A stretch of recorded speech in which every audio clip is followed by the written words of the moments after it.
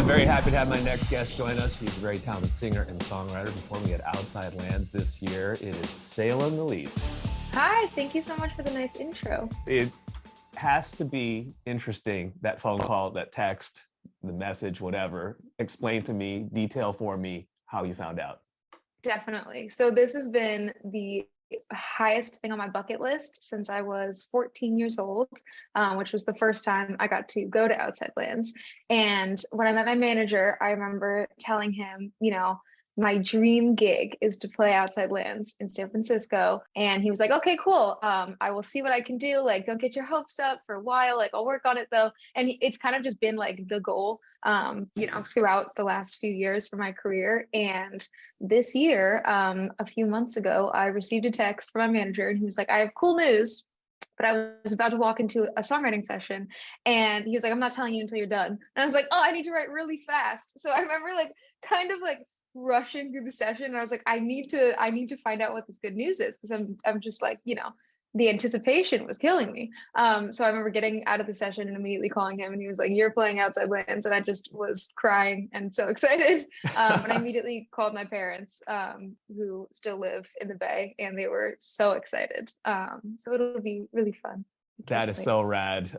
Yeah. I saw some of your social media posts and you shared some photos of you when you were, I don't know how old, but you were at Outside Lands when, I don't know, let's say 12 or 14 or whatever it was with your friend. And here you are actually going to be on stage. That's got to be such a surreal moment.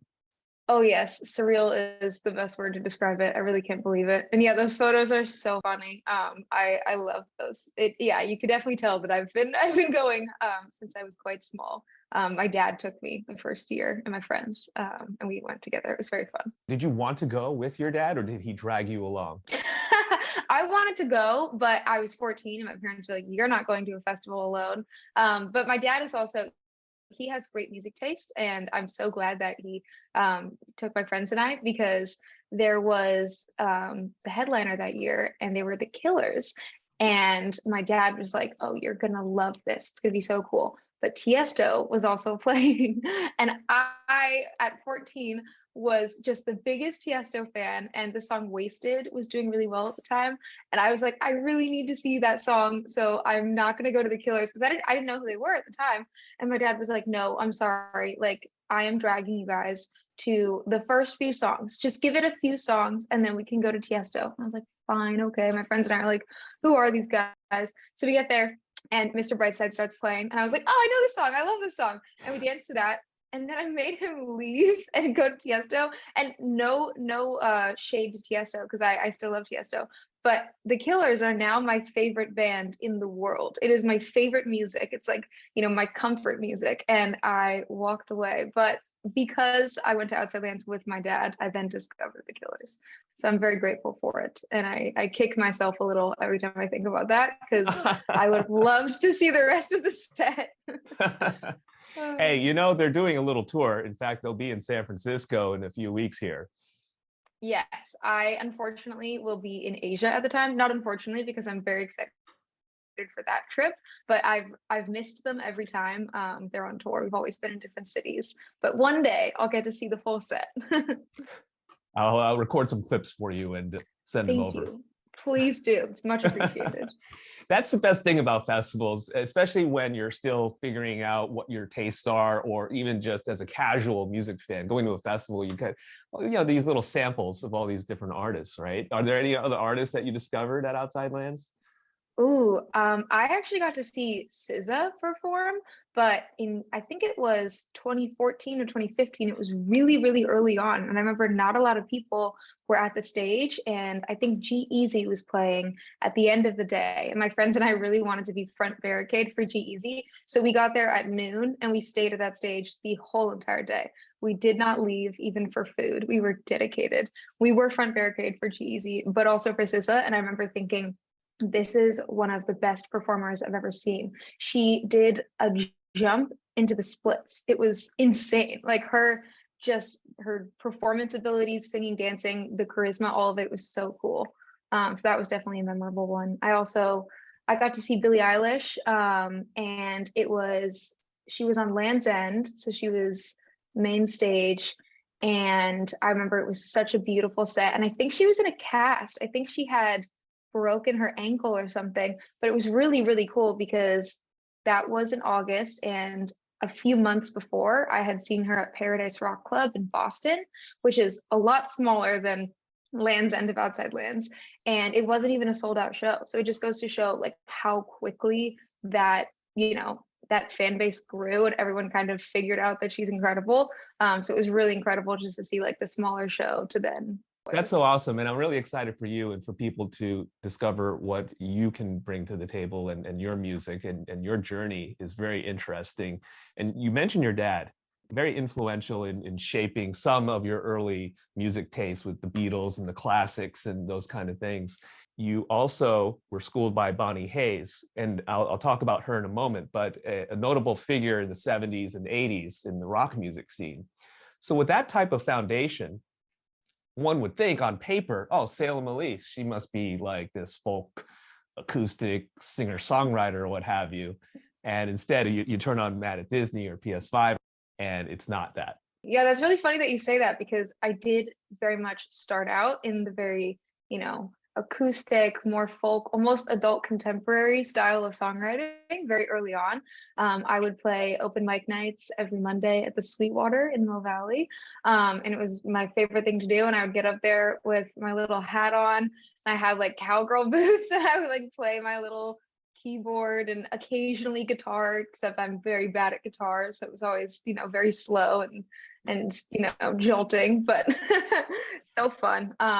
Yeah, I definitely started out kind of with that as my goal. I wanted to be Norah Jones. That was really like just where I was headed. And then I went to Berklee College of Music, largely because of Bonnie Hayes. I had the good fortune and incredible luck of meeting her when I was about 9 years old at Blue Bear School of Music.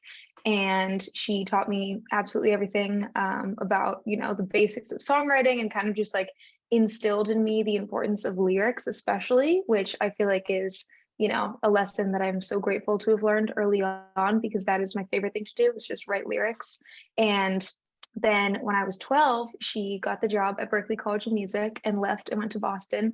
And I remember thinking, okay, I am going to go there for college because I need to work with her again. And that just became the new goal. And then ended up going to Berklee. And I feel like that's kind of where my sound transitioned from, the more acoustic singer-songwriter vibes to more pop, which is kind of what it is now. And it's cool that you mentioned, the rock influences as well, because that's what I listen to mainly is, the more rock side of things. And I feel like, especially lately in my songwriting process, it's really been creeping in, just that influence of, things like Bowie and The Clash and everything that I grew up listening to. Especially in the pandemic, I feel like I've been gravitating towards that kind of nostalgic sound. So that definitely is kind of where I'm looking to go next. But Berklee definitely brought out the pop side of things. Bonnie Hayes is an interesting name because not only because of the fact that she's a notable musician, but a notable female musician, right? And, Yes. and songwriter. And her ties in the local Bay Area music scene are so strong with so many other artists, right? She played with Huey Lewis and the News. Her brother played in the band and all that stuff, right? Yeah. So there's a long lineage, and she has all these brothers that are in music as well. Do you think that some of the socio-political conscious type of lyrics and songs that you listen to, as well as, A Moment of Silence, were influenced by that experience? Definitely. Yeah, as I said, she really instilled the importance of lyrics into me at such a young age. And, that was kind of always the philosophy, is whatever you're saying in the song is the most important thing. And that also is inspired by, who I listened to. Bowie, for example, all of his songs really say something. And there's a message in everything, Norah Jones, etc. Everyone I really, really look up to and respect in the music world is just such a prolific songwriter. And I'm just in awe of people's abilities to get a point across. And I do think that, Bonnie played a really big part in that, because she kind of taught me that music is, the universal language. So it is one of the most effective ways to get something hard to say or maybe hard to listen to across to someone is to put it, in form of a song, and specifically a pop song, something really easy to listen to and digestible, especially if it's, maybe something that's kind of hard to talk about, or controversial. I feel like, pop music is such a palatable thing that I like to try and sneak in, deeper meanings and messages into my music. Like I touched on Moment of Silence, and you also did a take on Mad at Disney with Mad at SCOTUS and all these other Yes. versions and things like that on TikTok. And I applaud you for using TikTok and your platform to be able to convey those messages. Some people discovered you via Mad at Disney, right? And it was such a huge moment for you, and catapulted you into a different sphere. And then to be able to say, you know what, I'm more than that. I have other things that I'm thinking about, I'm affected by, I have comments and opinions about. And that takes a lot of courage and bravery to do so. Thank you. I mean, I really do feel like it's my responsibility as someone with a platform to, use it to the best of my ability and use it for positive change as opposed to just for, self promotion.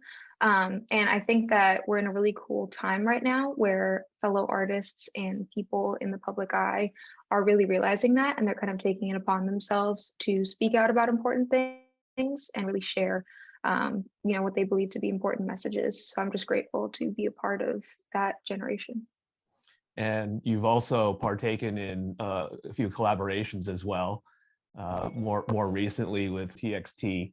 I'm sure that fandom is now glomming on to Salem Ilese and discovering your music. What's that whole experience like? Oh, yes. Their fandom is called MOA, and the MOAs have been so incredibly welcoming and sweet to me. It's honestly just been a dream. It was so fun to meet everyone that was at the show the other day, and also to meet the boys. I had never met them in person. We'd only talked, over text and over email, and we did a live stream at one point. But it was so great to be able to finally meet all of them and connect and sing PS5 together. That has been just such an awesome collaboration. I worked with them for the first time about a year ago now, I want to say, on their song Ain't You Romantic. And then getting to bring them on to PS5 was just such an honor, and it's been so cool. And I'm going to see them as well in Asia, coming up in August. So I'm very excited to hang out more. Awesome. How's your Korean? Oh, it's very, very bad. I tried to say "annyeonghaseyo" on the TikTok live stream we did a few months ago, and someone screen recorded it and then posted it on TikTok. And I saw it after, and everyone was laughing because it literally sounds like I'm just saying onion. I'm like, onion, onion. And they're like, what is she trying to say? These poor guys are like so confused. I was like, oh no. So I will be working on that. No promises though, because I am not great. Super stoked. Really, really stoked to have you on to chat about this and to see your performance at Outside Lands. Anytime a local artist plays Outside Lands, I feel is a moment, and congratulations on that. Really appreciate your time and look forward to seeing you out there. Thank you so much. I really appreciate chatting. I'm beyond excited. I can't wait. It's a dream come true.